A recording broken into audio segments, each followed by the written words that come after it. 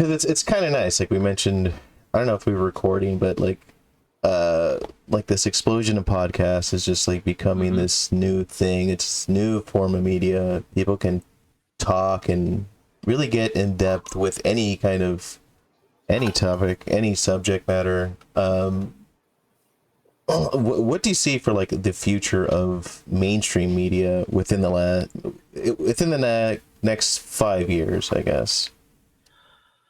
Within the next 5 years, I see their like I see the New York Post, like all of these sort of like more article based websites. I see them still existing Mm-hmm. because people like me need something to point and laugh at, pretty Yeah, much, yeah, and that's how they'll continue to exist as an industry.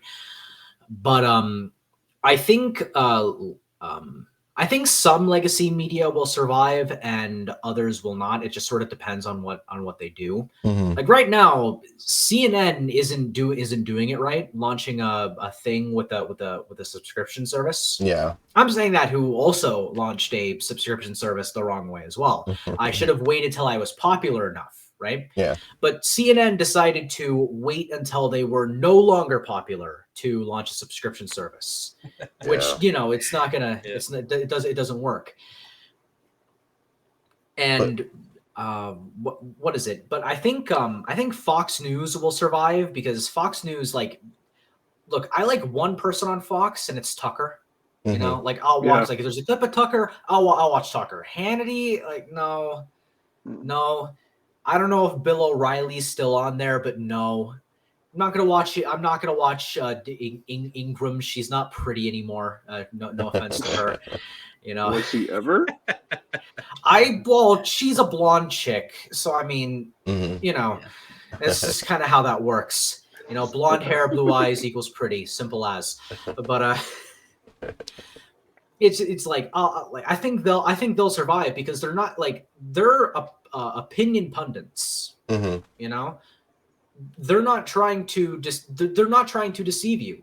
Whereas, like, when Brian Stelter goes, "You're watching reliable sources on CNN, the most trusted name in news." It's like, okay, You're giving him that's too like much too credit. much. Yeah, too much You're energy. giving him too much credit. Too much You're giving him energy. too much credit. No. Like, You're watching. there's this. You're watching reliable sources There you on CNN. No, You gotta bring it down. There's no way he introduces his own show. There's no way he introduces his own show. Okay. Oh, if he says, I haven't watched okay. an episode of his show. I've never watched reliable sources because I saw like the commercial for it. It's like Trump, Russia collusion. Is it real? Is it not real? It's been a year and a half. I sure hope it does.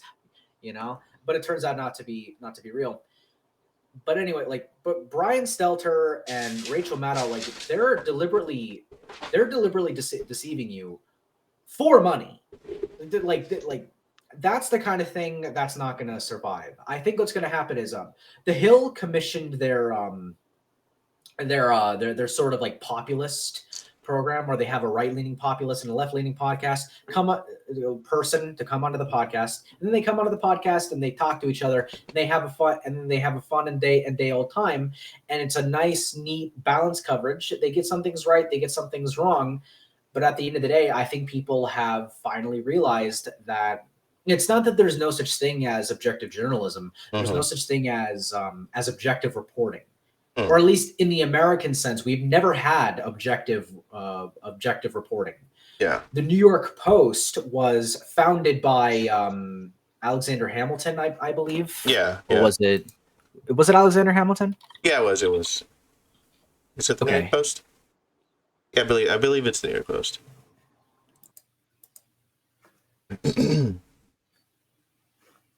Alexander Hamilton. Yeah. But sorry, I'm just so used to doing that on the program, like looking something up. Yeah, no, don't feel bad. I mean, it's okay. Probably taking so much information that you don't just get it immediately. Yeah, the New York Post was founded by Alexander Hamilton. I think there was another there were some newspapers back in the day that like called themselves the Democrat this, back in the day, the Republican this. So it's just news is turning to what it was supposed to be in in the United States, where you have some opinion, you don't have other opinions, but I think it's going to end up being better because at the end of the day, there are a few sources that I like that I trust, and it's video and photographic. Mm-hmm. You know, yeah. And there's also, if you want to look at alternative media, I think what's going to happen is, particularly with people like Andy No, who are specialists at reporting a particular terrorist group, let's say, or Glenn Greenwald, who do a particular type of journalism. Mm-hmm. Glenn Greenwald does anti-corruption journalism. Andy No does anti-terrorism journalism. You know, things like that. I think people will just start through like Patreon, Subscribestar, or even their own website will just start donating their money to journalists, the way people donate money to pundits. And I think that's ultimately a better system. So like if you want to follow the person, and if you find the person charismatic enough or whatever, you'll donate to them, and if not, then they provide their stuff for free, or if you get extra content from the charismatic journalists that you like. And I think that's a better system. I think the legacy media will exist to some degree. There's just too much money behind it. Like unless the power grid goes down and then everyone just gets like some kind of psychic transmission from space aliens to like destroy all the printing presses or whatever, I think the news media will always exist in some way. I think it'll just like everything will change over time, but it'll have the same characteristics. Like it'll have the same sort of cultural integrity, if that makes sense.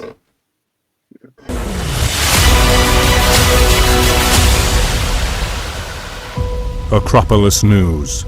News from the Acropolis.